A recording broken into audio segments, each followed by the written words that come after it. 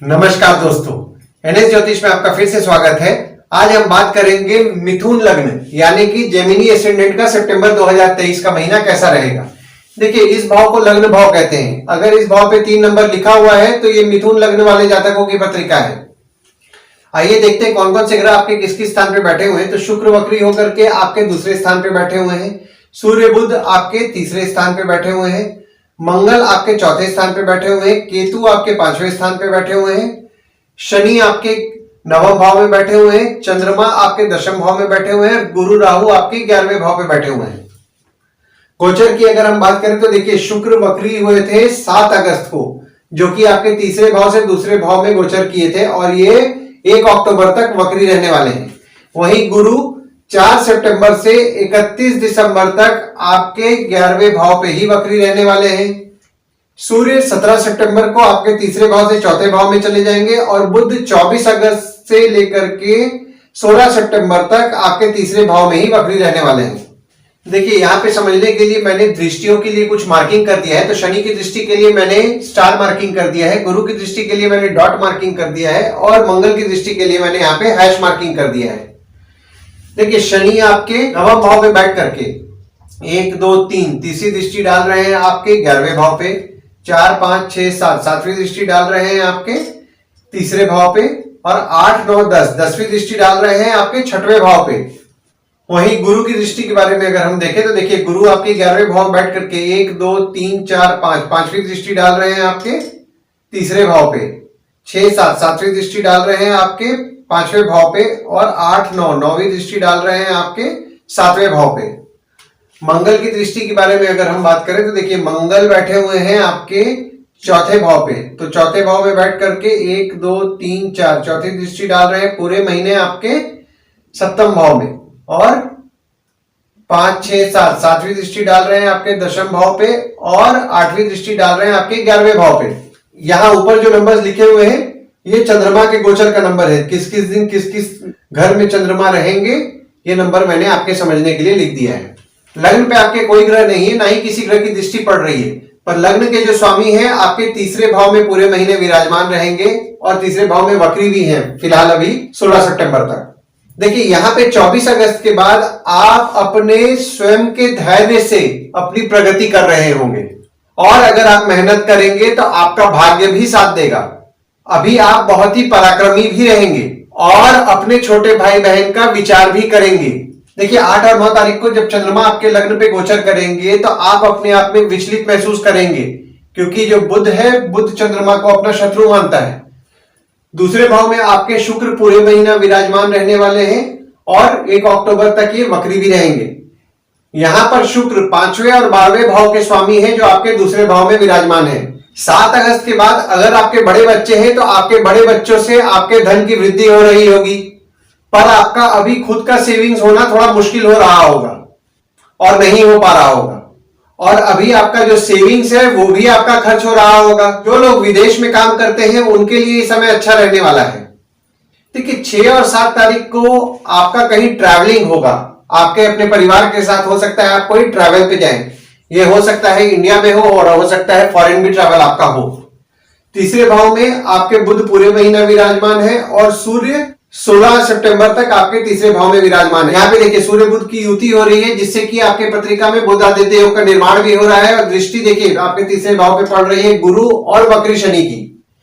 तीसरा भाव जो होता है वो होता है पड़ोसी का, पराक्रम का, डेली का, प्रवास का, छोटे भाई बहन का। तो यहाँ पे देखिए, चूंकि शनि की दृष्टि पहले पड़ रही थी और गुरु अपना पूरा फल भी नहीं दे पा रहा था क्योंकि गुरु पे भी शनि की दृष्टि पड़ रही थी ना, तो यहाँ पे आपको आपके जो छोटे भाई बहन थे उनसे कुछ रिलेशंस में उतार चढ़ाव देखने जो मिल रहा था, उसमें तो आपका 17 जून के बाद सुधार आया होगा जब शनि वक्री हुए हैं उसके बाद से।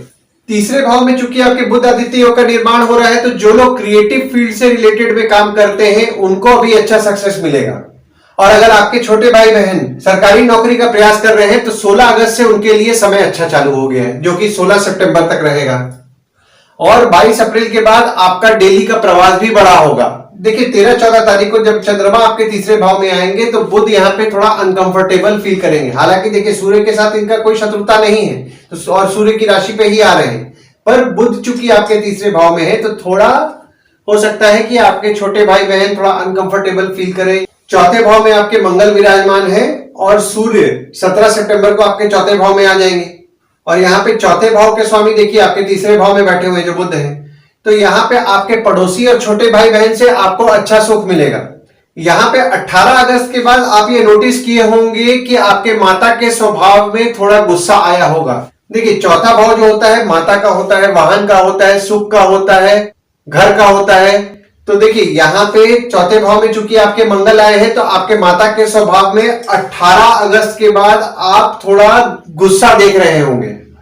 और यहाँ पे आपको 15 से 17 तारीख के बीच में जब चंद्रमा जब बुध के घर में गोचर करेंगे तो आपको संभल करके रहना है। हो सकता है आपकी माता आपको कुछ ऐसा बोल दे जो कि आपको कुछ पिंच कर जाए, तो आपको थोड़ा इस बात को अवॉइड करें 15 से 17 तारीख। देखिए यहाँ पे जो मंगल बैठे हुए हैं ये आपके छठवें और 11वें भाव के स्वामी हैं जो आपके चौथे भाव में बैठे हुए हैं। अभी आपको आपकी माता के स्वास्थ्य का भी ध्यान देना है और आपको वाहन भी संभाल करके चलाएंगे तो आपके लिए अच्छा रहेगा, वरना वाहन से रिलेटेड कुछ समस्याएं उत्पन्न हो सकती हैं। 5वें भाव पे आपके केतु विराजमान है और गुरु की दृष्टि पड़ रही है और जो 5वें भाव के स्वामी हैं ये आपके दूसरे भाव में बैठे हुए हैं। देखिए 5वां भाव जो होता है वो प्रेम का होता है, संतति का होता है, साधना का होता है, पढ़ाई का होता है। देखिए जब गोचर में केतु जब आपके 5वें भाव में आए होंगे ना 12 अप्रैल 2022 के बाद से, तो आपके जो बच्चे हैं वो अपने मन मर्जी का थोड़ा ज्यादा कर रहे होंगे। उसके बाद से आपको अलग अलग भाषाएं सीखने में रुचि भी बढ़ी होगी। स्टूडेंट्स को अपनी पढ़ाई से डेविएट ना हो और विशेष तौर पर अपनी पढ़ाई पे ध्यान दें। ये छठवें भाव में आपके कोई ग्रह नहीं है, बट शनि की दृष्टि आपके छठवें भाव में पड़ रही है और चंद्रमा का गोचर भी 20 से 22 तारीख को आपके छठवें भाव पे हो रहा है। देखिए चंद्रमा जो अब आपके छठवें भाव पे आएंगे ना तो वृश्चिक में चंद्रमा नीच के होते हैं और आपके छठवें भाव के जो स्वामी है यहाँ पे आपके चौथे भाव में भी विराजमान है। देखिए आपके मामा मौसी के साथ जो आपके रिलेशंस में उतार चढ़ाव चल रहा था उसमें आप 18 अगस्त के बाद सुधार देखने को आपको मिला होगा। अभी आप अपने शत्रु पे अपने पराक्रम से विजय पा रहे होंगे। अभी हो सकता है आपको नींद कम आने की समस्या भी रह रही होगी। खून संबंधी बीमारियों का आपको विशेष तौर पर अभी ध्यान देना है, जैसे कि बीपी हो गया। 7वें भाव में आपके कोई ग्रह नहीं है पर गुरु के घर में गुरु की दृष्टि पड़ रही है और मंगल की दृष्टि भी आपके 7वें भाव में पड़ रही है। देखिए जब थोड़ा पीछे जाते हैं, मंगल का गोचर जब हुआ था 18 अगस्त को, उसके बाद से आपके स्पाउस के नेचर में आप एग्रेसिवनेस देख रहे होंगे और उनका गुस्सा भी थोड़ा बड़ा होगा, जिससे कि आपका आपके स्पाउस के साथ थोड़ा झगड़ा भी बड़ा होगा। देखिए अगर आपका स्पाउस वर्किंग है तो 22 अप्रैल के बाद आपके स्पाउस के इनकम में वृद्धि होने का पूरा योग बन रहा है, जो कि फिलहाल लगभग 1 साल तक रहेगा। क्योंकि गुरु आपके देखिए ये जो घर है गुरु का है, गुरु आपके लाभ स्थान में बैठे हुए हैं, तो लाभ स्थान में बैठे हुए हैं तो आपके स्पाउस को इनकम की वृद्धि कंफर्म कराएगा। अष्टम भाव में आपके कोई ग्रह नहीं है, ना ही किसी ग्रह की दृष्टि पड़ रही है, पर अष्टम भाव के जो स्वामी हैं आपके 9वें भाव में विराजमान है। और यहाँ पे देखिए जब चंद्रमा 24 से 26 तारीख के बीच में जब आपके अष्टम भाव में आएंगे तो आप लोगों को पानी से दूर रहना है, जैसे कि समुद्र हो गया, स्विमिंग पूल हो गया या पानी से कोई भी आपका नदी हो गया, इससे आपका थोड़ा आपको संभल के रहना है। खासकर 24, 25, 26 तारीख और 10, 11, 12 तारीख को आपको संभल करके रहना है। देखिए जब चंद्रमा 24, 25, 26 तारीख को और इधर भी 10, 11, 12 तारीख को आएंगे तो हो सकता है आपको थोड़ा बहुत मानसिक टेंशन भी हो। 9वें भाव में आपके वक्री शनि विराजमान है और शनि यहाँ अपने राशि में ही बैठे हुए हैं। देखिए यहाँ पे शनि जो बैठे हुए हैं आपके 9वें भाव में, तो आपको नसीब तो आपका जरूर साथ देगा, पर जिस समय आप अपना एक्सपेक्ट कर रहे हैं कि आपका काम होगा उस समय आपका काम नहीं हो रहा होगा, उसमें डिले आपको देखने मिल रहा होगा। शनि का चाल जो होता है बहुत धीमा होता है, तो बहुत धीरे धीरे वो चलते हैं, क्योंकि एक राशि में लगभग 2.5 साल रहते हैं, तो वो फल भी बहुत धीरे धीरे देते हैं। और शनि जब वक्री हुए होंगे तो जिसको शुभ फल मिल रहा होगा उनके शुभ फल में कमी लाए होंगे और जिसको अशुभ फल मिल रहा होगा उनके अशुभ फल में भी कमी लाए होंगे। देखिए 10वें भाव में आपके चंद्रमा 3 तारीख के सुबह 9:36 तक आपके 10वें भाव में विराजमान करेंगे। और यहाँ पे देखिए मंगल की दृष्टि भी आपके 10वें भाव में पड़ रही है और जो आपके 10वें भाव के स्वामी हैं वो आपके 11वें भाव में बैठे हुए हैं। देखिए 10वां भाव जो होता है वो कर्म भाव होता है कि आप क्या काम करेंगे। उसके बाद फिर आपके बॉस का होता है, आपके पिता का होता है। तो आपके पिता और बॉस के घर में मंगल की दृष्टि पड़ रही है, तो आपके बॉस और आपके पिता दोनों बहुत ज्यादा अभी एग्रेसिव रह रहे होंगे। तो आपको उनके एग्रेसिवनेस को इग्नोर करना है और अपना टाइम भी निकालना है। देखिए यहाँ पे आप जो भी काम कर रहे होंगे उससे आपके इनकम की बढ़ोतरी हो रही होगी। अगर आप अभी अपना कारोबार बढ़ाने का सोच रहे हैं तो ये समय आपके लिए अच्छा है। अभी आपको आपके जान पहचान वालों से भी आपको काम मिलेगा और आपके जनसंपर्क मतलब कि कम्युनिकेशन जो होता है उससे भी आपको लाभ होगा।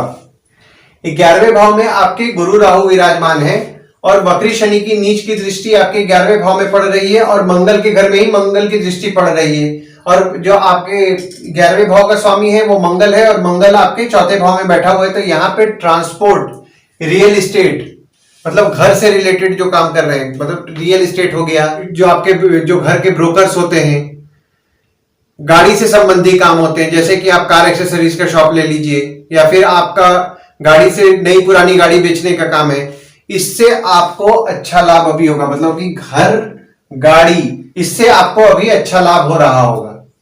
12वें भाव में आपके कोई ग्रह नहीं है, ना ही किसी ग्रह की दृष्टि पड़ रही है।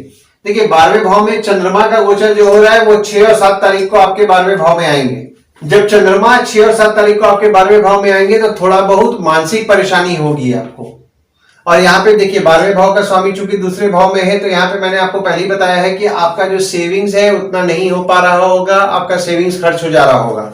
आइए गुड डेट्स और बैड डेट्स के बारे में जान लेते हैं। तो देखिए गुड डेट्स वो डेट्स होते हैं जिस दिन अगर आप कोई नया काम करना चाहते हैं तो आप कर सकते हैं। अगर आप कोई कंपनी के साथ एग्रीमेंट कराने का सोच रहे हैं तो आप उस डेट को कर सकते हैं। कहीं बाहर जाने का प्लान कर रहे हैं तो आप कर सकते हैं। अगर आपको कहीं से ऑफर आया है तो आप इस डेट को कंसीडर कीजिए, आपके लिए अच्छा रहेगा। तो डेट्स हो जाते हैं 1 से 5 तारीख, 23 तारीख, 29 और 30 तारीख। वहीं बैड डेट्स में अगर आप कोई कंपनी को ज्वाइन करने वाले हैं तो इस डेट को अवॉइड कीजिए। कोई कंपनी के साथ अगर आपका एग्रीमेंट होने वाला है तो इस डेट को अवॉइड कीजिए। कहीं बाहर जाने का प्लान कर रहे हैं तो भी इस डेट को अवॉइड कीजिए, ये डेट्स उतना अच्छा नहीं रहेगा। वो हो जाता है 6 और 7 तारीख, 10 से 12 तारीख, 20 से 22 तारीख, 24 और 26 तारीख। उपाय में मंगलवार के दिन किसी धार्मिक स्थल में गुड़ और चने की दाल का दान करें, हनुमान चालीसा का पाठ करें, बजरंग बाण का पाठ करें और अगर आप सुंदरकांड का पाठ कर पा रहे हैं तो आपके लिए बहुत लाभदायी होगा। आशा करता हूं इस वीडियो में दी हुई जानकारी आपको पसंद आई होगी। अगर आपको ये वीडियो पसंद आया हो तो इस वीडियो को लाइक कीजिए, इस चैनल को सब्सक्राइब कीजिए और नोटिफिकेशन बेल जरूर दबाइए ताकि जब हम वीडियो डालें तो आपको वीडियो तुरंत मिल जाए। और अगर आप हमें फेसबुक पे देख रहे हैं तो हमारे फेसबुक पेज को लाइक कीजिए और फॉलो कीजिए। धन्यवाद दोस्तों, फिर मिलेंगे एक नए वीडियो के साथ।